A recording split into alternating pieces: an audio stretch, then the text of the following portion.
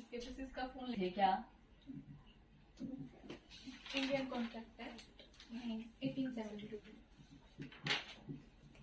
हाँ जी, हमने कुछ एक टर्म्स की थी अभी तक, मतलब ढंग से स्टार्ट तो अभी हुआ ही नहीं अपना, ठीक है, लेकिन हमने इसका ओवरव्यू बहुत अच्छे से कर लिया था। क्या क्या किया था? किसी को दिक्कत है कि कॉन्ट्रैक्ट का मीनिंग क्या है? किसी को कोई प्रॉब्लम है कि एग्रीमेंट का मीनिंग क्या था? किसी को कोई प्रॉब्लम है कि ऑफर का मीनिंग क्या था?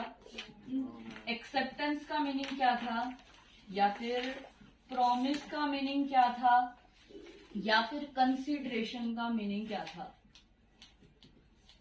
इन टर्म्स में किसी को कोई प्रॉब्लम है अभी? बिल्कुल भी नहीं है। वो एग्जाम्पल याद है जो हम शर्ट वाला हमने किया था? बहुत अच्छे से सभी को रिकॉल है? बहुत बढ़िया। अब इन्हीं चीजों को फटाफट से, अभी तक देखो हमने बातों को समझा है। अब आप लोगों के माइंड में ये क्वेश्चन आया होगा, अभी मैडम ने समझा तो दिया, बट लेट से पेपर में आ गई कि मीनिंग लिखो, what is the meaning of agreement. क्या आप सिर्फ एक ही लाइन लिख के आओगे कि जैसे ही किसी प्रॉमिस में हमने कंसिडरेशन को ऐड किया वो क्या बन गया? एग्रीमेंट बन गया। सामने वाला क्या कहेगा? पागल तो नहीं हो गया, इतने में तेरे को 4 नंबर कौन दे देगा? बात समझ में आ रही है? लॉ के अंदर जब भी आप किसी चीज को लिखोगे ना, तो सामने वाले को हमने ये चेक करना है कि क्या वो इसमें मेरे को 4 नंबर दे देगा। और एक वैसे आपको पेपर के पॉइंट ऑफ व्यू से एक बात बताऊं, कई बार क्या, ऑलमोस्ट हर बार ही जब भी एक ट्यूटर होता है ना आपका, जो पेपर में ऐसे खड़ा होता है, आपको देख रहा होता है, आपका पेपर हो गया 1 घंटे पहले, वो क्या कहेगा? बेटा एक बार रिवाइज कर लो। हाँ या ना? उसका मतलब क्या है? आज तक तुम्हें समझ में आया? तुम्हें पता है उसमें भी लॉ जुड़ा हुआ है। वो आपको क्या कह रहा है? बेटा अगर हो गया तो एक बार रिवाइज कर लो। आप 5 मिनट बाद फिर बोलते हो मैडम हो गया रिवाइज, कहते दे दे भाई, अब और मैं क्या कर सकती हूँ। ठीक है, वो कहता अच्छे से कर लिया, कहते हाँ जी मैडम बहुत अच्छे से कर लिया, अब तो पूरे झंडे गाड़ दिए, तो रिजल्ट ही बता देगा सारा कुछ। ठीक है, बट तुम्हें पता है उसमें भी एक लॉ छुपा होता है। क्या होता है कि पता है, जब भी आप पेपर में ना, लॉ वाले में तो आपने करना ही करना है, पूरा क्वेश्चन लिख दिया, पेपर कर दिया, टाइम बचा हुआ है ना, फटाफट से अपना पेपर पढ़ना स्टार्ट करो कि क्या जो तूने लिखा है उसमें तेरे को वो कितने नंबर दे सकता है। देखो हम खुद को कभी भी झूठ नहीं बोल सकते, आप लोगों को ये बात पता होगी। हम खुद को कब तक झूठ बोलेंगे अगर ये भी लगा के चले तो। अब आपको बहुत अच्छे से पता होता है जब आप एक पेपर देकर आते हो तो मेरे इतने एक नंबर तो आ जाएंगे, बट याद रखो एक चीज, जब भी लॉ का पेपर करो ना, कोई भी क्वेश्चन हो गया, एक बार उसको पढ़ने में कितना टाइम लगता है? 10 सेकंड या 20 सेकंड। फटाफट से लिखा, हमें ही तो पढ़ना है ना, वो फटाफट क्या लिखा है, 10 या 20 सेकंड लगते हैं। फटाफट से जब आप रिवाइज करते हो ना, तो ये इमेजिन किया करो कि अगर मेरी जगह यहाँ पर चेकर बैठा होता तो वो इसको किस सेंस में लेता। बता रही समझ में? क्या बोल रही हूँ कि ऑलवेज लॉ के पेपर में आपको ये चीज करनी ही करनी है। और अब जब जितने मैं टेस्ट ले रही हूँ उनमें भी आपको करनी ही करनी है। क्या करो, जैसे ही आंसर लिखते हो ना, एक बार खुद को चेकर की जगह रख के देखो। अब मैं जब उसको चेक करूंगी, तुम्हारे 2-3 पेपर मैं चेक कर चुकी हूँ, तो तुम्हें पता है कि मैडम यहाँ से ऐसे करती है। अब जब कई बार टेस्ट भी कर रहे होते हैं, आपके दिमाग में ये चीज आती है, अच्छा मैडम ने ये कहा था तो ऐसे ही कर दो वरना मैडम नंबर काट लेगी। हाँ या ना? तो ये चीजें रियलिटी में होती है भाई। लॉ के पेपर में तो आपको करना ही करना है, और भी पेपर में करना है। वेल एंड गुड रहती है ये चीज कि एक बार जैसे ही लिखा, खुद को चेकर की जगह रख के देखो कि अगर तू चेक करने वाला होता है यहाँ पे तो तू खुद को कितने नंबर देता है। आप घर आके क्या काउंट करते हो? अच्छा ये 4 नंबर का, ये तो पक्का, और अच्छा इसमें भी 4 नंबर पक्के, अच्छा ये ले मैं तो पास हो गया। तो आप एक बार खुद इमेजिन तो करो कि सामने वाला आपको देगा कितने उसमें। करनी है ये वाली चीज, फॉलो करके देखो एक बार, देखो खुद में ही इंप्रूवमेंट दिखनी शुरू हो जाएगी। क्योंकि जब खुद में हमें खुद को गलतियां नहीं दिखती ना, तब तक हम उसको सुधार नहीं सकते। ठीक है, तो बात आती है यहाँ, अब एग्रीमेंट में मैंने सिर्फ आपको ये एक लाइन बता दी कि हाँ भाई कंसिडरेशन और प्रॉमिस जैसे ही ऐड होते हैं आपका एग्रीमेंट बन जाता है। बट जब लिखोगे तो सामने वाला ये लाइन लिखाओगे तो सिर्फ 1 नंबर देगा। आप क्या कहोगे? हमारी तो मैडम ने इतनी बताई थी और लिखा है 4 नंबर पक्के। क्या आप खुद सोच के देखो, एक लाइन में वो देगा? कभी नहीं देगा। ठीक है, तो आज हम सबसे पहले क्या करेंगे, जितनी हमने ये टर्म्स सीखी है ना, जिन टर्म्स की हमारे लॉ में डेफिनेशन दी हुई है, हम उनको करेंगे पहले। ठीक है, जल्दी से लिखना स्टार्ट करो।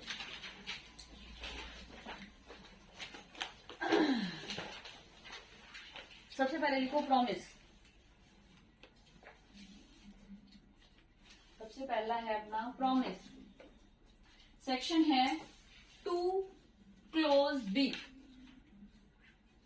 To clause B, clause word सभी को समझ में आता है। मैंने क्लोज यूज क्यों किया, क्योंकि ये हर एक टर्म को डिफरेंट दिखा रहा है, कोई भी एक दूसरे से इंटरकनेक्टेड नहीं है। लिखो जल्दी से। फर्स्ट लिखो इसमें, one person makes offer. First point लिखना है इसमें, one person makes offer. Second point बनाओ, other person accept that offer. Other person accept that offer. Third point बनाओ, proposal is accepted is called promise. Proposal या slash लगा के लिख सकते हो, ऑफर इज एक्सेप्टेड, क्या बन जाएगा ये, प्रॉमिस बन जाएगा भाई। ठीक है, जल्दी सेकंड लिखो, एग्रीमेंट।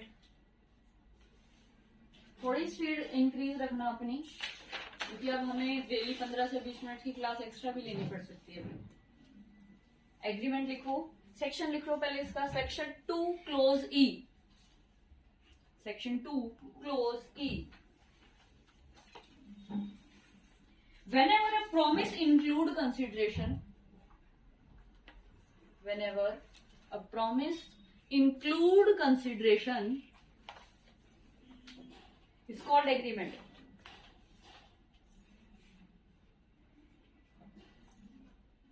अब पेपर में अगर आ जाता है एग्रीमेंट, तो पहले बताओ ऑफर क्या चीज है, प्रॉमिस क्या चीज है, कंसिडरेशन क्या चीज है, देन सबको मिला के हमारा बन गया एग्रीमेंट। ठीक है, अगली लिखो टर्म, कंसिडरेशन। कंसिडरेशन, पहला पॉइंट लिखो कि सेक्शन भी ऐसा नहीं, कंसिडरेशन का मैंने अपनी तरफ से बनाया है, क्योंकि पेपर में तुम्हें ये पता होना चाहिए कि जैसे केस स्टडी में वो आपको कुछ दे देता है, लाइक उसने उसको ये चीज दे दी। अब मैंने नहीं लिया था एग्जाम्पल कि मनीषा की शॉप से मैंने फैन ले लिया था और इसको पढ़ा दिया था, तो ऐसे कुछ हुआ तो हमारे पेपर में क्या दिमाग में आएगा, पैसे तो इसने दिए ही नहीं ना, तो एग्रीमेंट तो हुआ ही नहीं। ठीक है, तो इस वजह से बस मैंने ये ऐड किया। लिखो कंसिडरेशन। कंसिडरेशन का फर्स्ट पॉइंट बनाओ, something in return. First point is something in return. अब समथिंग पे नीचे एरो लगा लो। समथिंग का मतलब क्या हो सकता है, इन कैश, नॉन कैश, बिल्कुल लिखो cash, non cash. Non cash के ब्रैकेट में लिखो एनी काइंड ऑफ थिंग्स लिख लो, चाहे और अच्छे से समझ में आएगा। नॉन कैश का मतलब क्या है, एनी काइंड थिंग्स, मतलब जिससे आपको समझ में आए वो वर्ड लिख लो, बट ये समझ में आना चाहिए किसी ने आपस में एक दूसरे को कुछ दिया है, वो भी हो गया। अच्छा, एक और चीज कंसिडरेशन में ऐड कर लेना, क्या चीज पहले ध्यान से समझो। लास्ट जब हमने एलएलबी किया था ना, उसमें मैंने एक चीज बताई थी आपको कि मैं किसी के साथ काम करने के लिए जुड़ी हुई थी, मुझे उसके सारे सीक्रेट पता है, जो भी उसका बिजनेस फॉर्म है उसका मुझे सब कुछ पता है कि ये कैसे करती है, क्या करती है। तो मैंने जब उस फॉर्म को छोड़ा ना, मैं आगे गई, वो क्या कहता है, भाई सेम काम को 3 साल तक ना करिए कहीं पे भी। ठीक है, चाहे मेरे से 5 लाख रुपए ले ले, मतलब जो भी था, ये बात याद आ रही है सभी को। क्या था वहां पर, देखो वो काम करने के पैसे दे रहा है या काम नहीं करने के पैसे दे रहा है उसको, नहीं। तो याद रखना कंसिडरेशन के टाइम पे ये नहीं है कि वो कोई काम ही करेगा तभी देगा, whether doing or not doing, to do something or not to do something, दोनों के लिए कंसिडरेशन हो सकता है, भाई याद रखना। बात समझ में आ रही है? ठीक है, पक्का 100%। चलो नेक्स्ट लिखो, कॉन्ट्रैक्ट।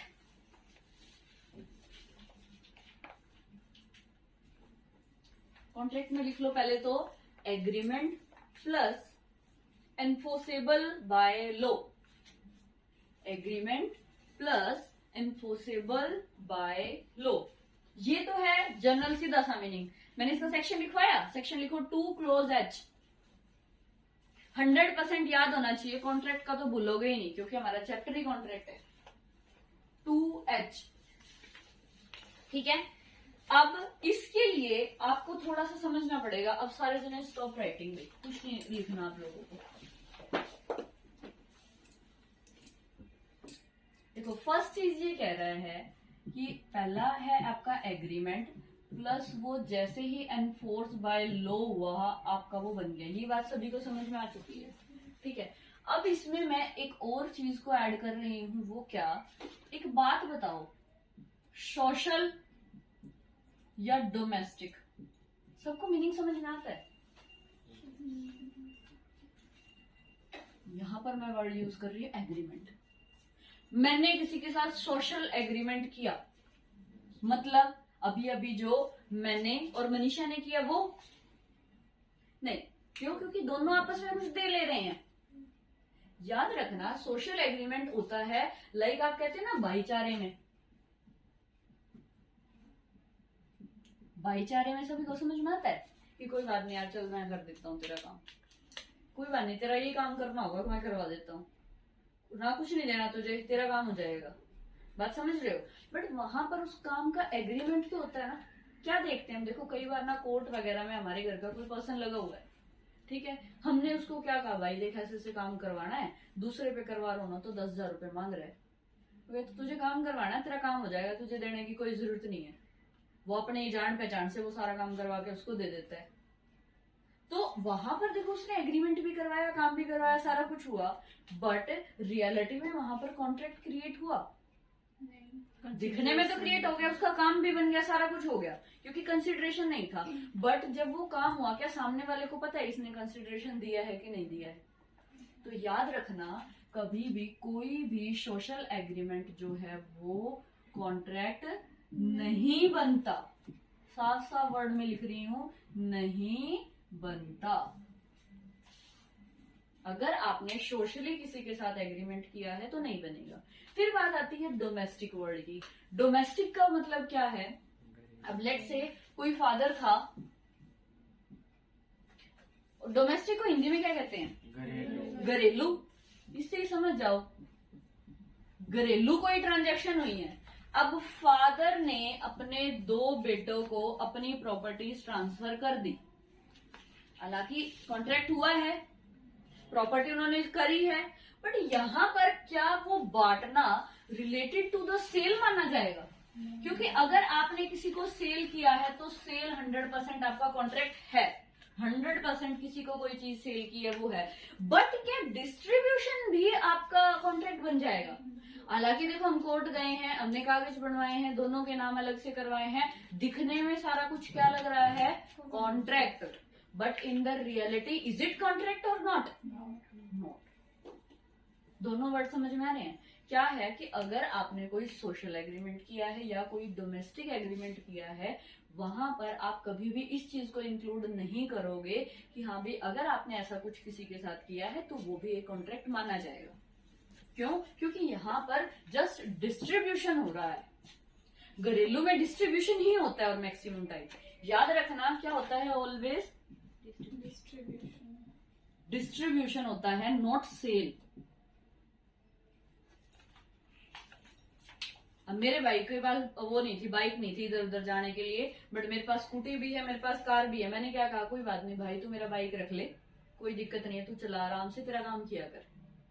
हालांकि उसको बाइक ट्रांसफर हुई है, हो सकता है वो कागज भी ट्रांसफर कर दे, बट वो क्या है? डोमेस्टिक एग्रीमेंट हुआ है, तो क्या वो कॉन्ट्रैक्ट में ऐड होगा? नहीं होगा, याद रखना। डन? 100% क्लियर है सभी को? फटाफट से ये एज इट इज ही लिख लो, चाहे समझ आ जाएगा जब भी बाद में करोगे। बट ये वर्ड जरूर लिखना, जैसे डिस्ट्रीब्यूशन होना चाहिए, नॉट सेल। जस्ट एक मैंने एग्जांपल उठाया भाई यहाँ पे, जल्दी से लिख लो ये।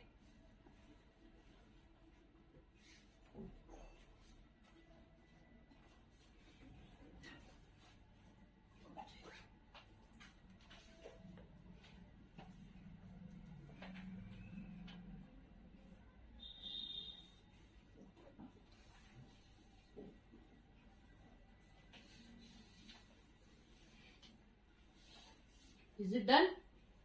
बढ़े आगे?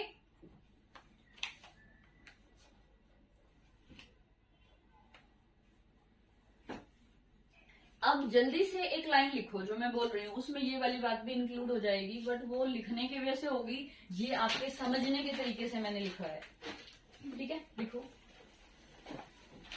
Contract is not a social और डोमेस्टिक एक्टिविटी। क्या बोल रही हूं? Contract is not a social slash लगा लो डोमेस्टिक एक्टिविटी।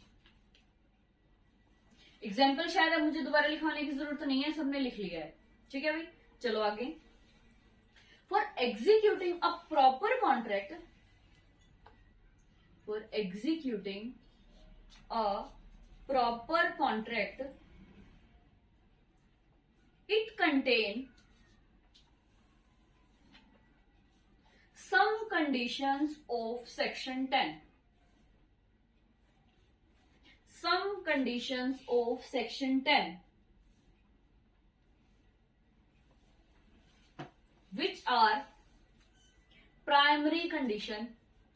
तो अब देखो हमने वर्ड यूज किया है यहां पर प्राइमरी, तो माइंड में क्या आता है? अगर किसी चीज के लिए हम प्राइमरी यूज कर रहे हैं तो ये 100% श्योर है कि वहां पे कुछ सेकेंडरी भी मिलेगा, वरना तो मैं सीधे ही बोल देते कि सेक्शन 10 में है वो कर लो। ठीक है, अब पहले समझते हैं सेक्शन 10 वाली जो प्राइमरी कंडीशन है, उसके बाद समझेंगे कि अदर सेकेंडरी कंडीशंस फिर कौन सी बच गई। ठीक है, सबसे पहले आती, पहले हम सारी की सारी कंडीशंस को समझेंगे। हटा दूं ये?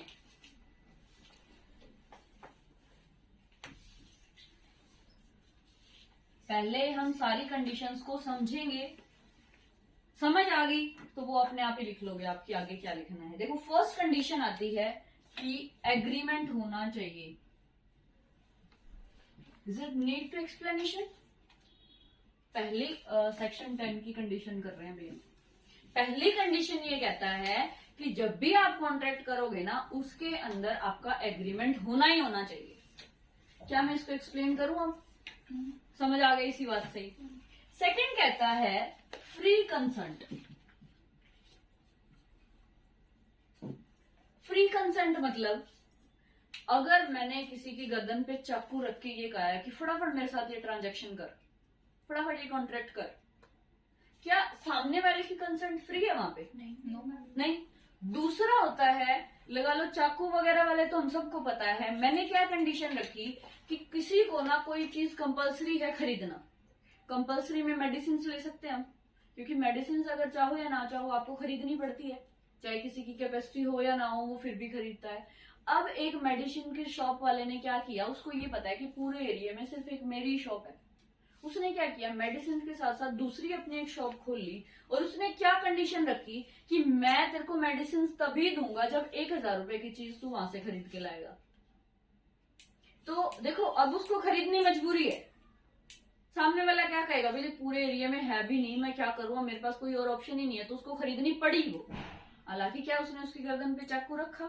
नहीं। तो ये चाकू वाली समझ में आती है, बट फ्री कंसेंट में ये होना चाहिए कि जब भी सामने वाला ऑफर कर रहा है, दूसरा एक्सेप्ट कर रहा है, पैसे पे करके एग्रीमेंट कर रहा है, तो आपको क्या करना है, सामने वाले की इच्छा से होनी चाहिए। जैसे आप किसी शॉप पर जाते हो तो क्या दुकान वाला ये कहते हैं कि आज तो तेरे को टी शर्ट लेके ही लेके जानी पड़ेगी, नहीं लेके गया तो कदम निकाल के दिखा तू यहाँ से बाहर। बताओ कभी ऐसा किसी शॉपकीपर ने आपके साथ किया है? Absolutely not. वो क्या कहेगा, कोई बात नहीं मैडम, आपको ये कलर नहीं पसंद है आप ये ले लो, कोई बात नहीं सर आपको ये शर्ट नहीं पसंद आई दूसरी ले लो। वो तो ऐसे ही ट्रीट करता है आप लोगों को। या फिर वो ऐसे कह देगा कि लेके तो जा तू, आज नहीं लेकर गया तो तू घर पे तो क्या पहुंच जाएगा। बताओ वहां पर क्या हमारी फ्री कंसेंट होगी? नहीं होगी। ठीक है, दूसरा पॉइंट। तीसरा पॉइंट इसमें इंक्लूड करता है आपका कि competency of the party. Competent होना चाहिए भाई वो। कंपिटेंट का मतलब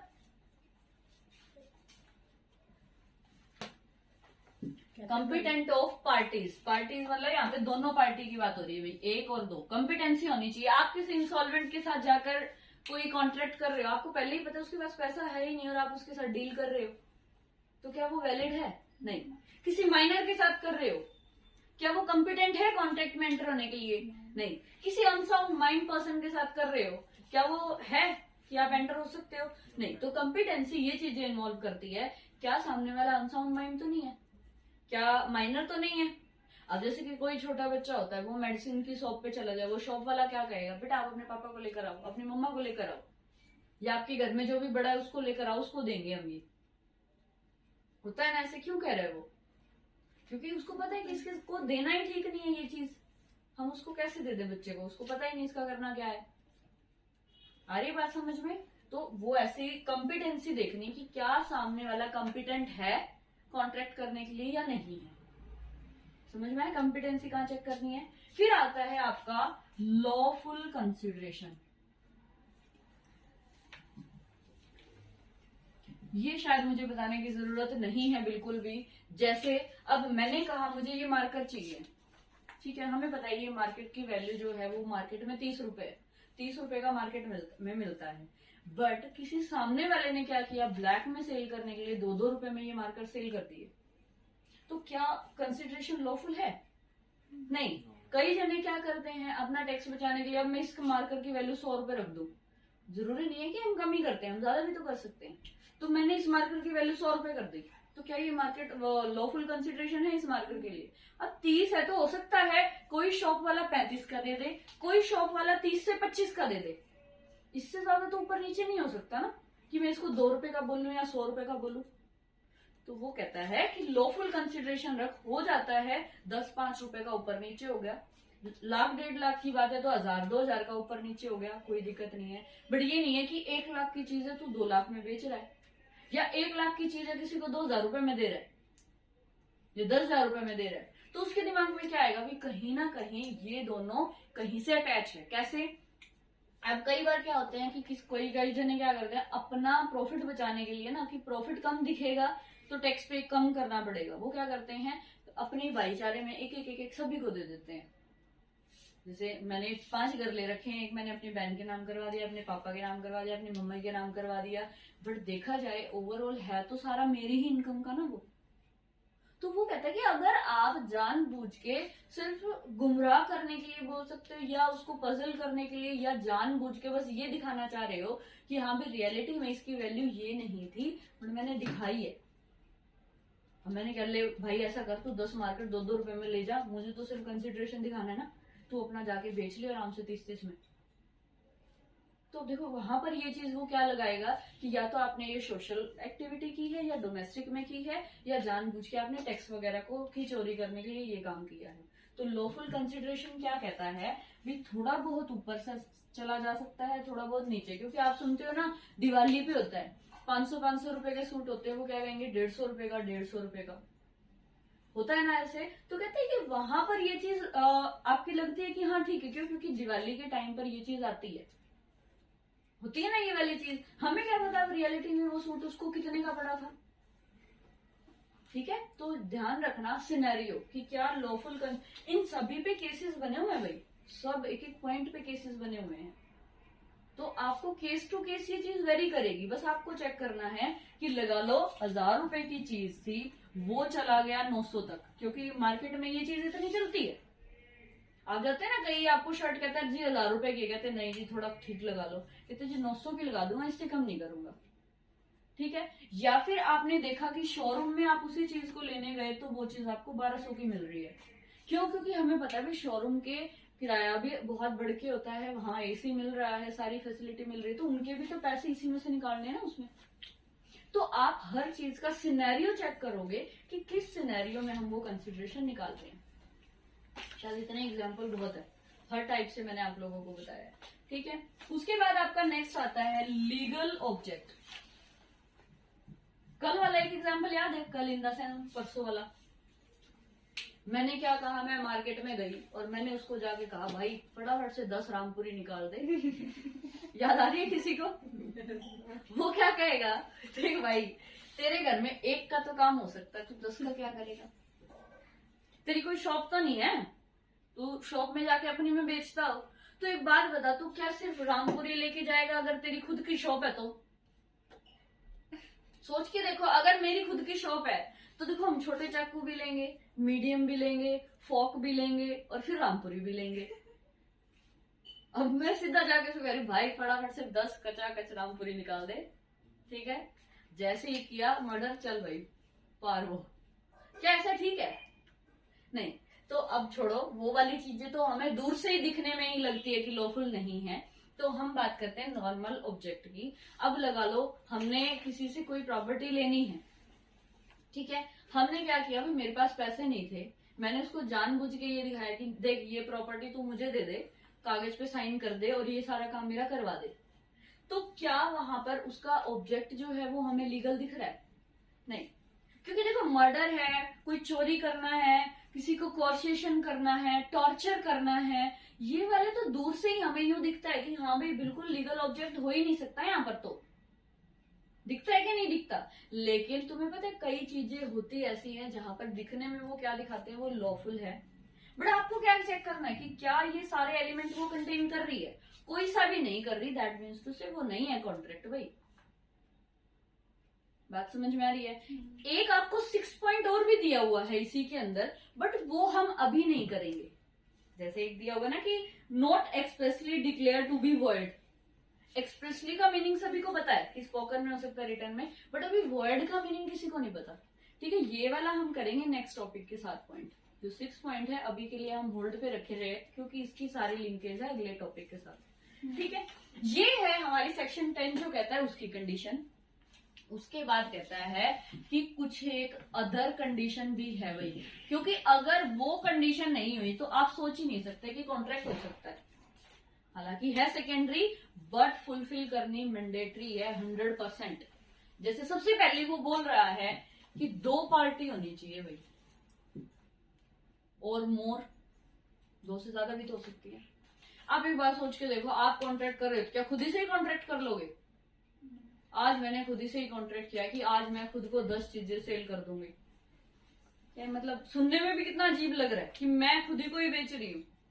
तो ये बात याद रखना, कंडीशन हालांकि दिख रही है ये सेकेंडरी कंडीशन, बट है मेन ही। क्या 2 या 2 से ज्यादा बंदे अगर नहीं है हमारे पास तो वो कॉन्ट्रैक्ट करेंगे क्या, किससे करेंगे, कब करेंगे, हमें पता ही नहीं। पार्टीज ऑन इज मैंडेटरी है ना, फिर होएंगी तभी आगे जाएगा काम, क्योंकि एक ऑफर करने वाला चाहिए, एक ऑफर एक्सेप्ट करने वाला चाहिए। अगर 2 भी नहीं है तो ये हो ही नहीं सकता कि एक कॉन्ट्रैक्ट बन जाएगा।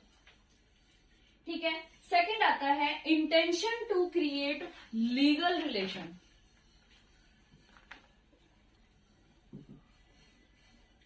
Intention to create legal relation.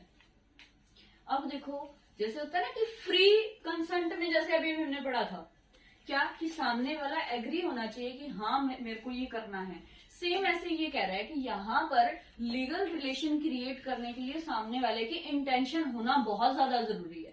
अब मेरी इच्छा ही नहीं है वो काम करने की, तो मैं कैसे कर लूं उसको? जैसे आप लोगों के साथ होता है ना, मैं कहूँ कि नहीं टेस्ट लेना ही लेना है मैंने कल, क्या कहोगे? नहीं मैम प्लीज परसों ले लेना। करते हैं ना ऐसे, क्यों? क्योंकि आपकी इंटेंशन ही नहीं है। लेकिन मैं पूरा लीगल रिलेशन क्रिएट किए बिना आप लोगों को छोड़ती नहीं, नहीं देना पड़ेगा। बात समझ में आ रही? क्या है कि इंटेंशन जो है वो आपकी लीगल होनी चाहिए। अब मैंने कहा नहीं देना पड़ेगा, आपने दिया तो हमारा लीगल है ना रिलेशन, तो ना तो हम कोई फ्रॉड कर रहे हैं ना हम कोई गलत काम कर रहे हैं। ठीक है, तो सेम ऐसे ही अगर हम किसी चीज को खरीदने और बेचने में लगाए, सामने वाले की बेचने की इंटेंशन होनी चाहिए, दूसरे की खरीदने की इंटेंशन होनी चाहिए। ठीक है, आप लोगों ने ना आजकल अपने पेरेंट्स के मुंह से एक ही बात सुनी होगी कि किसी की पॉकेट से पैसा निकलवाना सबसे ज्यादा मुश्किल काम है। सुनिए किसी ने के पेरेंट ने के मुंह से किसी ने ये बात, ये कभी पूछना, जाके अपने अपने पेरेंट्स से पूछना ये बात कि किसी की पॉकेट से पैसा निकलवाना इजी है या मुश्किल है, बताओ। फिर देखना आपके पेरेंट्स क्या आंसर करेंगे। आप मुश्किल है का मतलब क्या? अब आप किसी शॉप पे गए, आपके काम की चीज नहीं मिली, तो क्या आपको जो शॉपकीपर है वो ये कहता है जा भाई तेरे काम की चीज नहीं है, चला जाए ऐसे? या वो ये कहेगा कि नहीं नहीं बहन जी एक बार रुको, आप देखो आपको ये नहीं आया तो ये तो पक्का आएगा। अच्छा सुनो सुनो, लास्ट टाइम आप ये चीज मांग रहे थे ना, इस बार हमारी शॉप पे है ये चीज, ले जाओ ले जाओ। वो ऐसा क्यों करता है? हालांकि देखो पैसे आपके हैं, खरीद ली तो चीज आप अपनी मन से उसको दे रहे हो, इंटेंशन आपकी खुद की ही रहेगी ना हमेशा। वो तो क्या है, जस्ट आपको ऑफर दे सकता है जो वो अपना काम कर रहा है, बट रिलेशन तो लीगल क्रिएट हुआ ना जस्ट बिकॉज ऑफ इंटेंशन, उसकी बेचने की इंटेंशन, आपकी खरीदने की इंटेंशन। वो ये तो नहीं कहेगा ला पर्स में से 100 रुपए निकाल और फटाफट ये चीज ले जा। नहीं, जब तक आप उसके हाथ में नहीं रखते वो नहीं निकालेगा। समझ आई बात? अगला है फुलफिलमेंट ऑफ लीगल फॉर्मेलिटीज।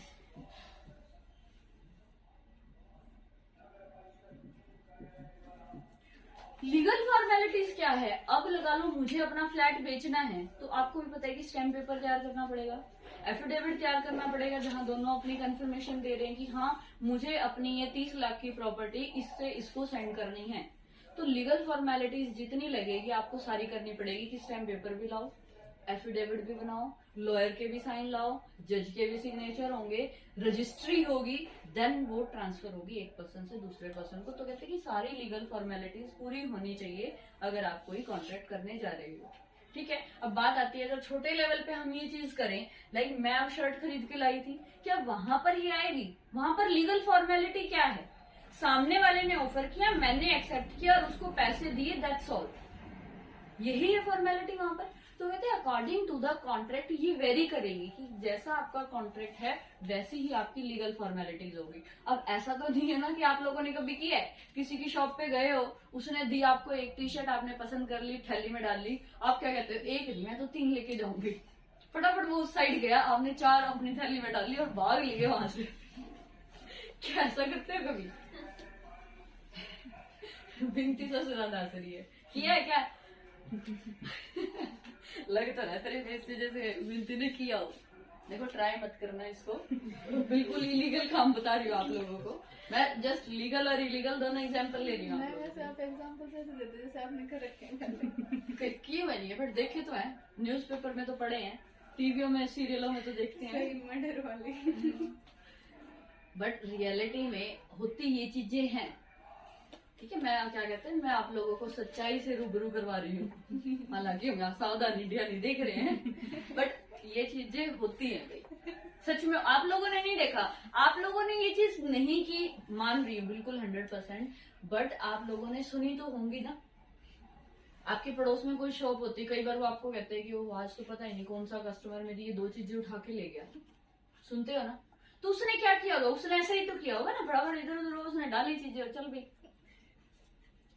ऐसा होता है भाई, रियल में होता है। तो कहते हैं कि ऐसा काम आप नहीं कर सकते हो।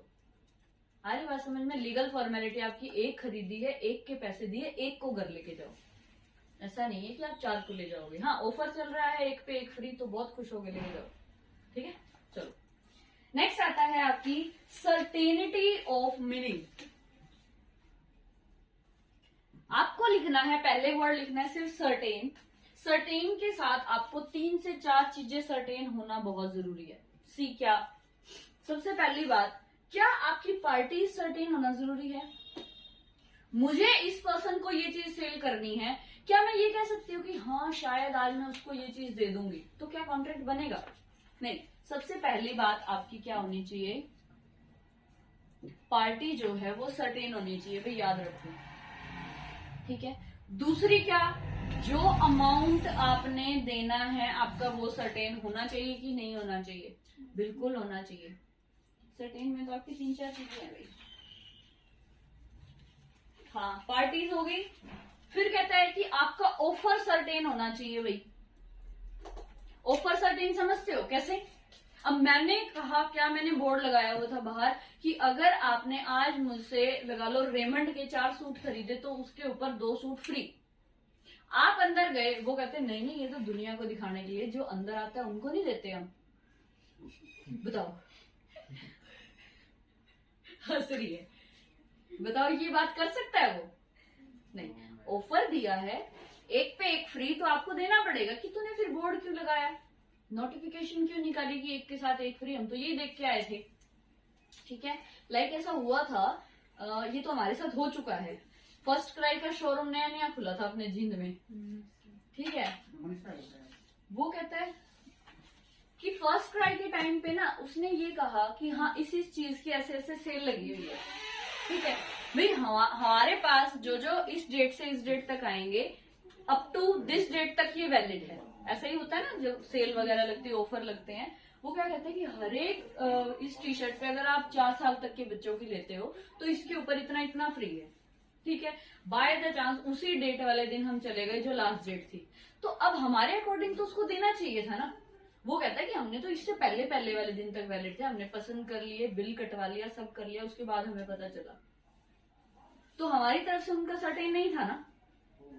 ठीक है, तो याद रखना ऑफर जो है आप ऐसा नहीं कर सकते कि बाहर कुछ और लिखा है और आप अंदर उसको कुछ और दे रहे हो। ऑफर ऑलवेज आपका सर्टेन होना चाहिए। आपने कहा है एक शर्ट 500 की तो 500 की, आप अंदर जाने के बाद ये नहीं कह सकते देखो ये क्वालिटी अलग है वो अलग है। भाई आपने यही नेम यही ब्रांड बाहर लिखा है तो आपको देना पड़ेगा, सीधी सी बात है।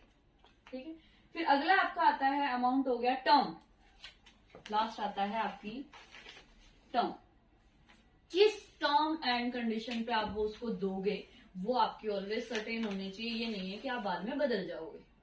सेम ऑफर वाली ही चीजें आप ऐड कर सकते हो। टर्म्स में अब क्या आ जाएंगे आपके पैसे आ जाएंगे, होने चाहिए। दूसरा है कि उसने आपको शॉप वाले ने ये कहा था कि कभी भी, जैसे कई कपड़े हमारे ऐसे होते हैं उनपे ये लिखा होता है कि इनको मशीन में मत धोना, लिखा होता है ना।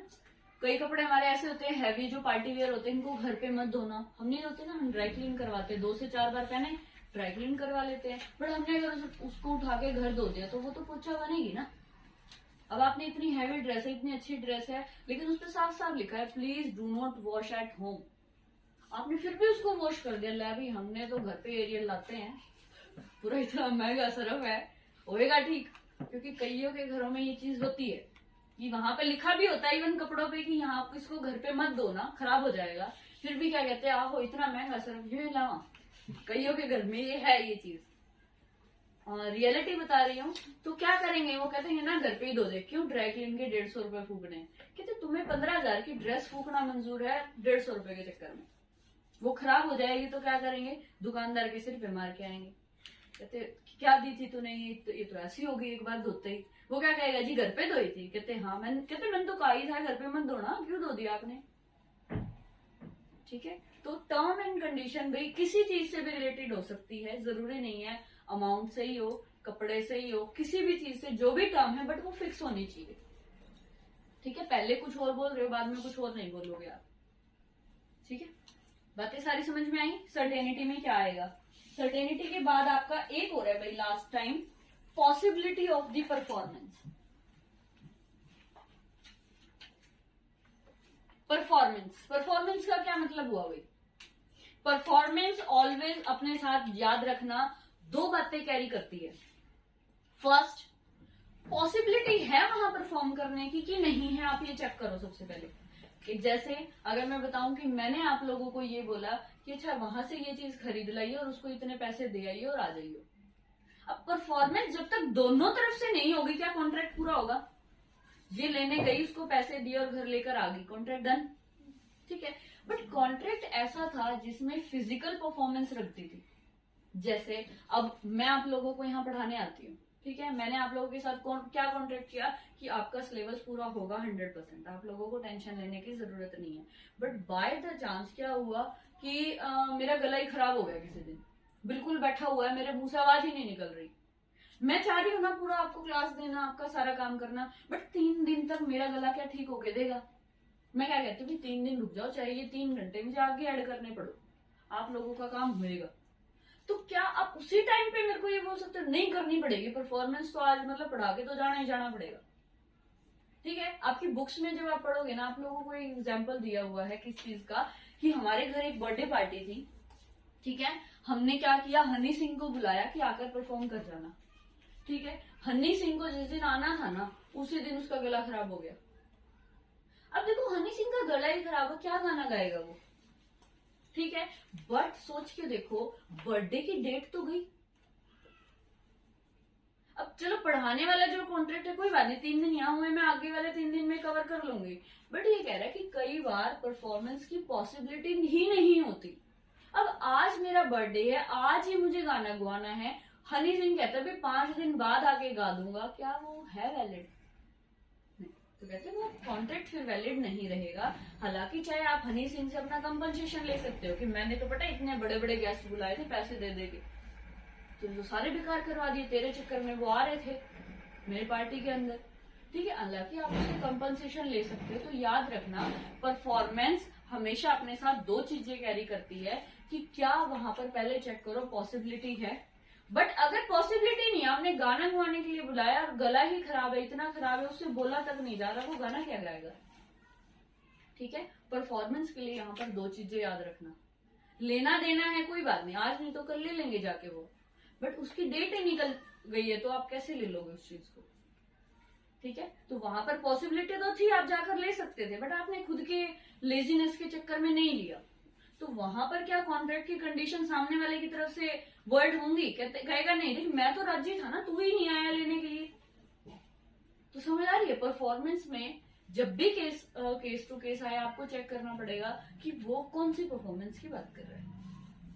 ठीक है, लेकिन अगर पॉसिबिलिटी है तो परफॉर्मेंस दोनों तरफ से पूरी होनी जरूरी है, तभी कॉन्ट्रैक्ट पूरा होगा। क्या बिना पूरी करे दोनों में से एक जने ने पूरी नहीं करी है और एक ने कर दी है तो क्या वो वैलिड है? एब्सोल्युटली नॉट, कोई रेलिवेंसी ही नहीं बनती, क्योंकि पार्टी एक रह गई है। एक पार्टी क्या खुद से ही थोड़ी कर रही है, दूसरे से की थी, दूसरे ने अपने काम ही नहीं किया पूरा। यहां तक किसी को कोई दिक्कत है, प्रॉब्लम है? पक्का? चलो फटाफट सब लिखना स्टार्ट करो।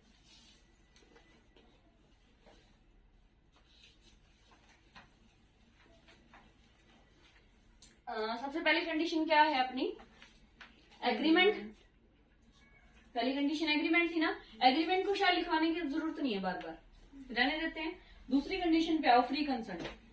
जल्दी से लिखो फ्री कंसेंट। मैम इसको डिफाइन करेंगे अभी। किसको? बिल्कुल बिल्कुल, जो भी अभी मैंने आप लोगों को सारा कुछ ये दिखवाया है ना, उसको वो लिखना है आप लोगों को, क्योंकि अभी तो आप लोगों ने इन टर्म्स को समझा है, लिखने का तरीका थोड़ा ही बताया मैंने। समझना और लिखना लो में पता बहुत बड़ी चीजें है।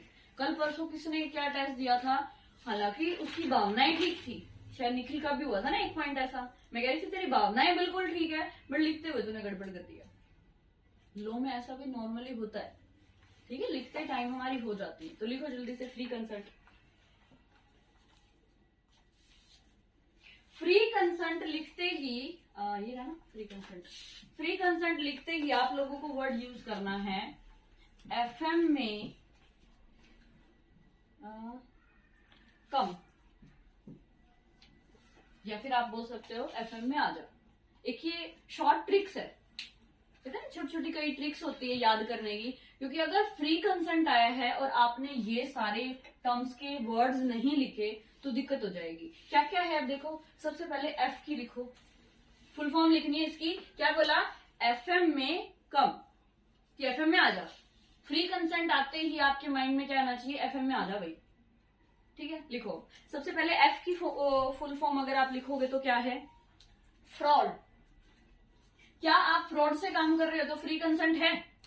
नो। सेकंड लिखो एम फॉर मिस्टेक। दूसरे एम फॉर लिखो मिस रिप्रेजेंटेशन। सी फॉर लिखो कॉसिएशन। सी फॉर कॉसिएशन। COERCIAN। कॉजन आपको उसमें भी दिया हुआ है, बुक में भी दिया हुआ है। क्या मतलब होता है इसका? कॉजन जोर जबरदस्ती से, मतलब फिजिकली किसी को टॉर्चर करके हम काम करवा रहे हैं तो क्या फ्री कंसेंट है? मिस्टेक वाला और मिस रिप्रेजेंटेशन वाला आपको खुद ही समझ में आ गया होगा कि मिस्टेक करके जानबूझ से कंसेंट दिलवाई, मिस रिप्रेजेंट करके सामने वाले ने हाँ बोला था, बाद में क्या फिर वो फ्री कंसेंट मानेगा अपनी कि मैंने तो इसको ऐसे माना था ना, तो तूने ऐसे कैसे बना दिया। आगे बात समझ, वर्ड ना समझ में आए तो सही है, बिल्कुल पूछ लो। नेक्स्ट अपना आता है सी हो गया यू फॉर लिखो undue influence. Undue influence,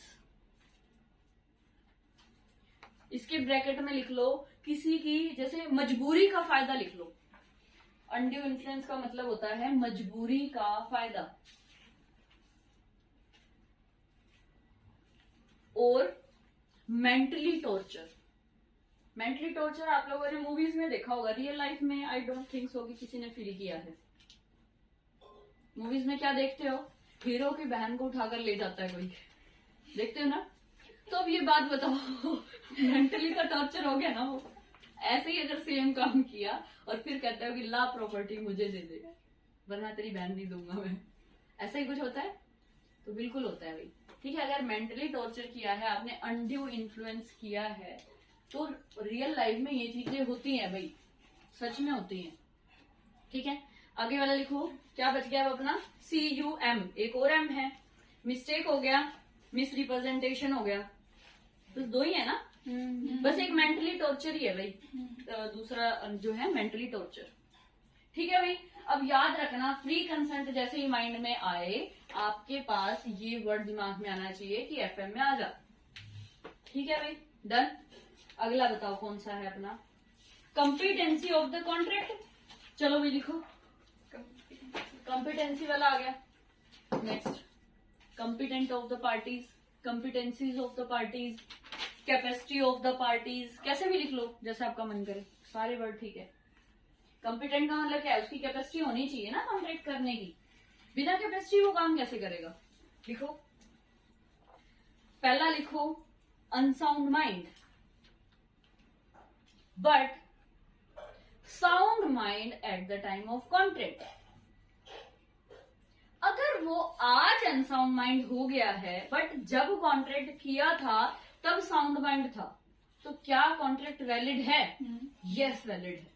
but आज के टाइम वो है ही अनसाउंड माइंड और फिर भी आप कॉन्ट्रैक्ट कर रहे हो, तो आपकी गलती है ना। Yes ma'am. दोनों बात ध्यान रखना है यहाँ पर। क्या? पहला तो वो सामने वाला है ही अनसाउंड माइंड, दूसरा कह रहा है कि वो साउंड था जब उसने कॉन्ट्रैक्ट किया, तो वो वैलिड हो जाएगा। सेकंड पॉइंट बनाओ इसमें, माइनर स्लैश मेजर। माइनर के साथ करोगे तो क्या वो कॉम्पिटेंट है? हमें अच्छे से पता है नो। मेजर के साथ करोगे क्या वो है? ये सब कुछ वो है। तो माइनर पे लिख लो काटा, मेजर पे लिख लो टिक। थर्ड लिखो, नॉट अदरवाइज डिस्क्वालिफाइड। अब मेरे माइंड में एक बात आई, डिस्क्वालिफाइड का मतलब क्या है भाई?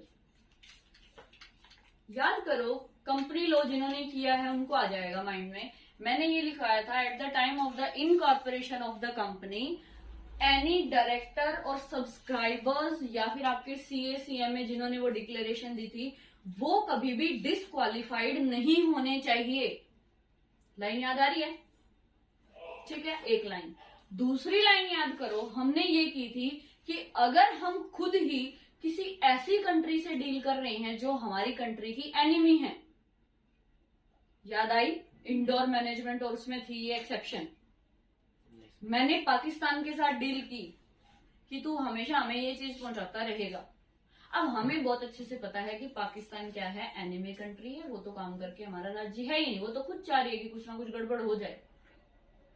ठीक है, तो डिस्क्वालिफाइड का मतलब क्या है? जिस पर्सन से आप डील करने वाले हो वो पर्सन डिस्क्वालिफाइड ना हो। कैसे?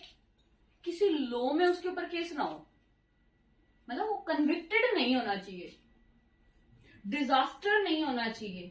समझते हो डिजास्टर का मतलब? डिजर्ट नहीं होना चाहिए, मतलब अगर उसमें बोले तो जो भाग जाते हैं पैसे लिए और चल भाई भगोड़े स्टाइल, ब्रैकेट में लिख लेना जब ये वर्ड लिखेंगे ना, तो ऐसा नहीं होना चाहिए। फिर अब हमें किसी ऐसी कंट्री से नहीं करना जो हमारी कंट्री की वो एनिमी है, वैसे से नहीं करना। जो हम किसी ऐसे पर्सन से करने हैं जो हमारे ही रेजिम के अभी से ही क्या है, खिलाफ है। ठीक है, अब हमें पता है कि अच्छा ये वाला तो पर्सन ऐसे बैठा ही था, तो क्या मैं इसके साथ डील कर लूं? हमारे माइंड में क्वेश्चन आता है। तो आप ऐसे पर्सन से मत करो, क्योंकि वो अकॉर्डिंग टू द एक्ट पहले ही डिस्क्वालिफाइड है बंदा। ठीक है, तो डिस्क्वालिफाइड में लिखो number 1, deal with enemy country,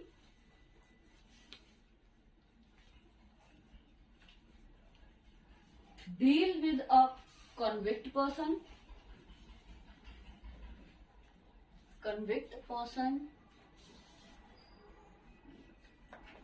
with insolvent भी तो डिस्क्वालिफाइड होता है। डील विद इंसॉल्वेंट, डेजर्टर की स्पेलिंग लिख लो ढंग से, DESSE डिजर्टर, डिजर्टर के ब्रैकेट में लिख लो ये लिख लो भगोड़ा, जो भाग जाता है। लाइक आप लोगों ने सुना ना, कई कंपनी ऐसी होती है पैसे ले लेती है, यूं कहेगी कि रातों रात आपके पैसे डबल, और अगले दिन सुबह वही डबल। हमारी आंखें चार, दो की बजाय वो भी डबल। तो अगर आप ऐसे पर्सन से डील कर रहे हो, आप खुद प्रैक्टिकली सोच के देखो, क्या रातों रात कोई मशीन थोड़ी लगी हुई है कि डबल कर देगी। ठीक है, बात समझ में आ रही है? तो खुद समझो उन बातों की कि क्या रियलिटी में क्या बकवास कर रहे हैं ये लोग। ठीक है, तो हमें ये बोलना चाहिए वहां पे, ये नहीं कि हाँ ले मेरे भी 10,000 पकड़, कल 20 दे दियो, वो तुम्हें 10 भी नहीं मिलेगी।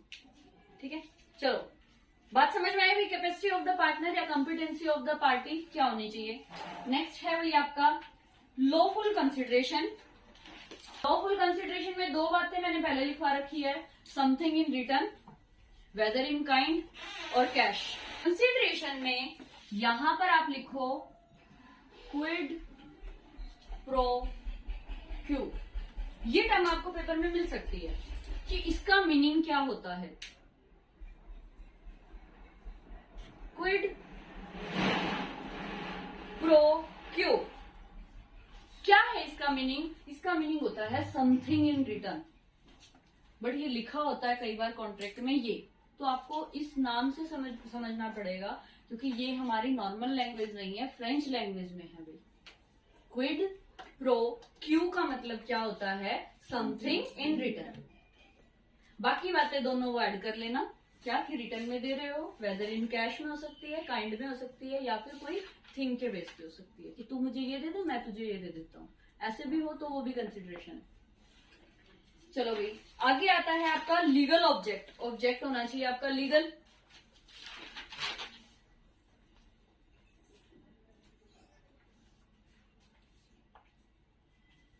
ठीक है, फिर आता है आपकी टू पार्टीज। मतलब मैं वो बोल रही हूँ जिनको एक्सप्लेनेशन की जरूरत ही नहीं है, जिन चीजों को। अगला है दो पार्टीज। अब राम और श्याम लिख लो भाई। अगर और वैसे ना आपकी ये सारी बातें बुक में भी दी हुई हैं कि ऑब्जेक्ट जो मैंने अभी भी बोली हैं, वहां से अगर किसी को लगे ना कि 2-3 लाइन में अपने नोट्स में ऐड कर लूं तो बिल्कुल कर लेना भाई।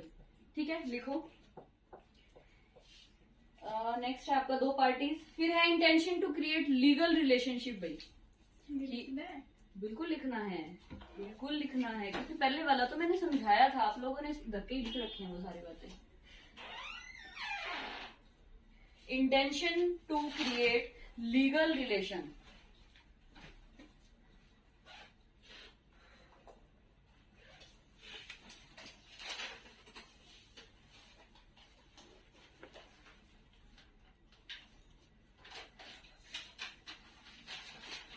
आप लोगों को ना मैं आज इस नोट्स की मेरे वाले से एक फोटो क्लिक करके भी भेजूंगी।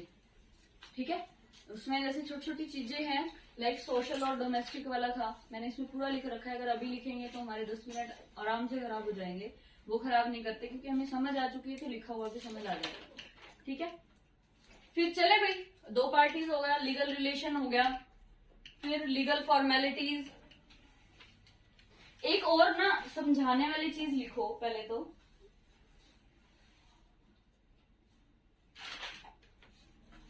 इसमें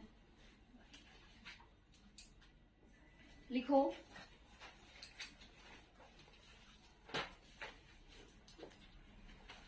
कंसेक्सस एड एडेम। अगला पॉइंट बनाना है, ये भी जो आपकी ये थी ना सेकेंडरी वाले जो लिख रहे हैं उसमें बनाओ। कंसेक्स एड एडेम का मतलब लिखो पहले तो, स्पेलिंग लिख लो,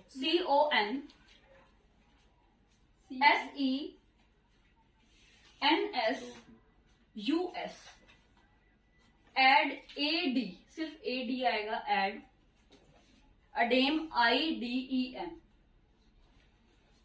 स्पेलिंग दोबारा सुन लो, CONSENSUS।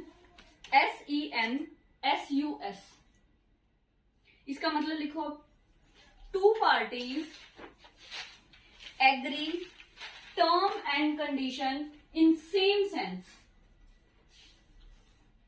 To parties agree term and condition in same sense. Same sense का मतलब सुन लो भाई ध्यान से।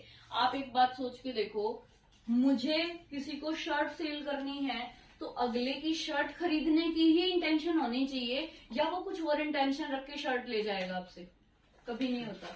तो ये एक अलग से ही है। कई बार पेपर में आ जाता है कि सामने वाले की ना सेम ही नहीं थी, सेंस ही सेम नहीं थी। सेंस का मतलब अब यहाँ पर आप बहुत अच्छे से खुद समझ सकते हो। सेंस का मतलब क्या, वही वो ऑफर कर रहा है, वही सामने वाला एक्सेप्ट कर रहा है। अगर गलती से कुछ और हो जाता है तो आपको भी पता है हम सामने वाले को वो चीज रिटर्न करके आते हैं। कई बार होता है ना, हम मार्केट में गए, 10-12 चीजें हम लेकर आए, ये भी लेनी थी, ये भी लेनी थी, ये भी लेनी थी, सारी ले आए, बट एक गलती से हमने कहा कुछ और था बट उसने पैक कुछ और कर दिया, तो क्या वहां पर सेम सेंस बनी? कहते ये भी एक कॉन्ट्रैक्ट का पार्ट है कि जो आप कह रहे हो और जो सामने वाला दे रहा है सेम होना चाहिए आपका। ठीक है, चलो और मतलब समझाने वाला कुछ। अब मैं पूछती जा रही हूँ, बताना सारी टर्म्स हो चुकी हैं कि नहीं। Two parties done. Legal formalities में लिख लिया, लिखो लीगल फॉर्मेलिटीज। लीगल बिल्कुल लिखना है, लिखना है। लीगल फॉर्मेलिटीज और लीगल रिलेशन आप एक में भी लिख सकते हो, क्योंकि बात तो दोनों में वो एक ही बोल रहा है। कैसे लिखना है, लिखो parties must have intention to create, parties must have to create legal obligation between them, not social और domestic। सोशल और डोमेस्टिक के टाइम पर क्या वो बताओ वो ऐड कर रहा था कॉन्ट्रैक्ट को? नहीं। दोबारा सुन लो, parties must have intention to create legal obligation between them, not social और डोमेस्टिक। इसमें ना आपकी बुक में एक बेल्फोर वर्सेस बेल्फोर का केस दिया हुआ है, इसी में ही उसका मीनिंग समझो क्या है।